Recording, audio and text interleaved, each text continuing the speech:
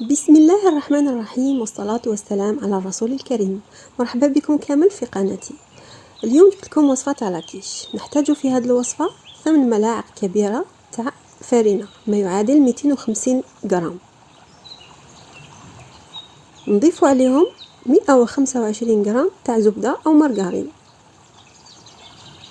هاوليك أنا عندي قطعة كبيرة فيها 250، قسمتها إلى نصفين. نقطعهم إلى قطع باش تسهل علينا الإذابة تاعها. نخدموها هكا شويه بيدنا، نسيو نذوبوها. بطبيعه الحال تكون الزبده طريه، يعني بدرجه حراره الغرفه. هاوليك نرملو العجين تاعنا حتى نقدروا نشكلو كره كيما هكا. نضيفوا عليها اعشاب عطريه كالزعتر، الاكليل والحبق، واذا ما عندكمش ما كاش مشكل، يعني هذا ذوق اختياري. نضيف عليهم ملعقه صغيره تاع ملح، وهنا الملح حسب الرغبه.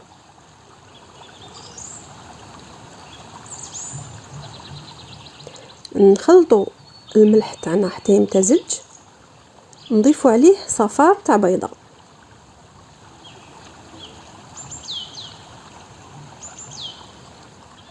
نديروا الملعقه الاولى تاع الماء.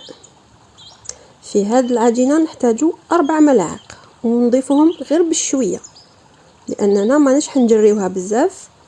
نضيفوا الملعقه الثانيه بحذر.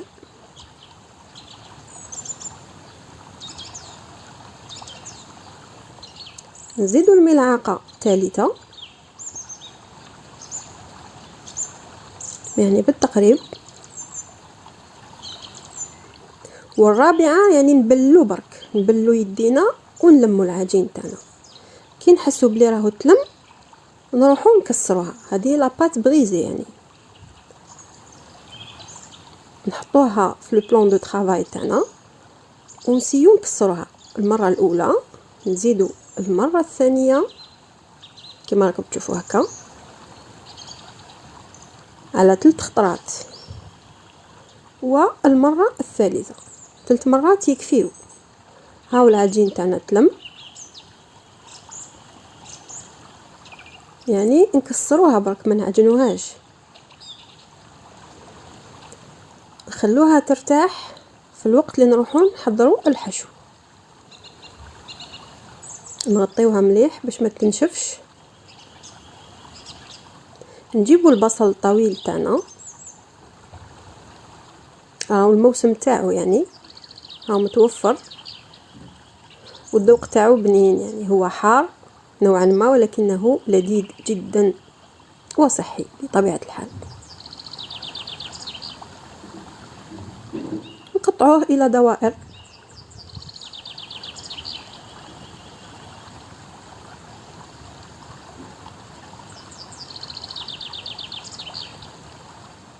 نضيفوا نصف بصلة صغيرة، يعني باش توازن لنا الذوق، لأنه هذا البصل الأحمر يجي حلو والبصل الطويل يجي حار ولكنه لذيذ. نجيبوا حبة فلفل تاعنا،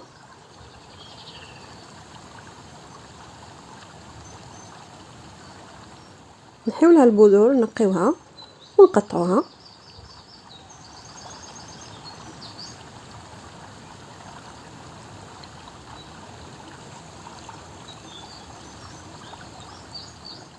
نزيدوا ملعقة صغيرة تاع زبدة، ملح، فلفل أسود، ومكعب نصف مكعب تاع مرق دجاج مع شوية تاع راس الحانوت. نزيدوا الأعشاب العطرية قليلا ونديوها مباشرة إلى الفرن. نضيفوا عليها ملعقة تاع زيت باش تتحمس لنا مليح وتدبال.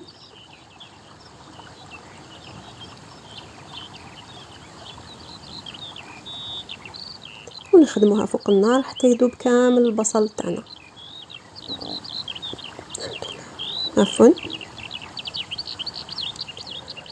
نجيبوا 2 قطع تاع الجبن ونضيف عليهم نصف كوب تاع حليب وبيضه، نضربوهم في الخلاط كما راكم تشوفوا هكا، نضربوهم مليح مليح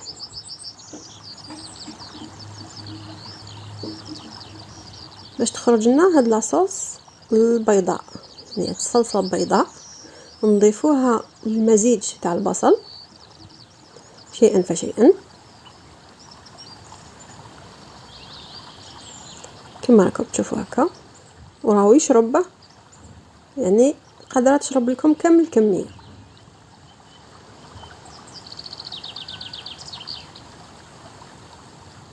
نضيفوا المبشور تاع الشيدار، جبن الشيدار، ونخلط.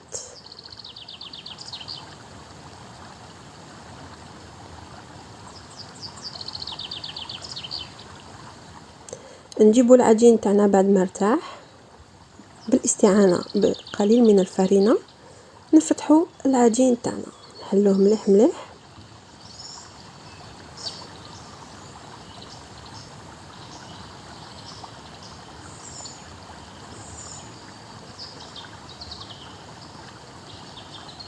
كي ترتاح العجينه تاعنا راح تحل فاسيلمون. نجيبوا القطعه تاعنا، اي نوع تاع قطعه واي نوع تاع قوالب اللي متوفره عندكم، على شكل باكيت ولا على شكل زهور ولا على شكل هكا سامبل. انا هذا اللي متوفر عندي،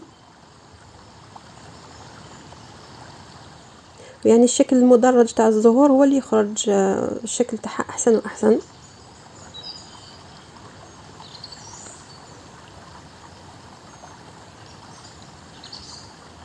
معليش حنا نخدموا بالموجود. نضيفوا عليهم الفاصوليا من الفوق مع ورق الطهي، وندخلهم الفرن يطيبوا نصف، يعني طياب نص طياب، ونخرجوهم. نحشيوهم كما راكم تشوفوا هكا بالمزيج تاع البصل والجبن، نحشيو كل الكميه نعمروها، وندوهم الفرن يطيبوا يتحمروا مليح مليح. وهاوليك النتيجه تاعهم، يعني بنينه ولذيذه ورائعه. نتمنى تجربوا الوصفه، شاركوا الفيديو وعلقوا في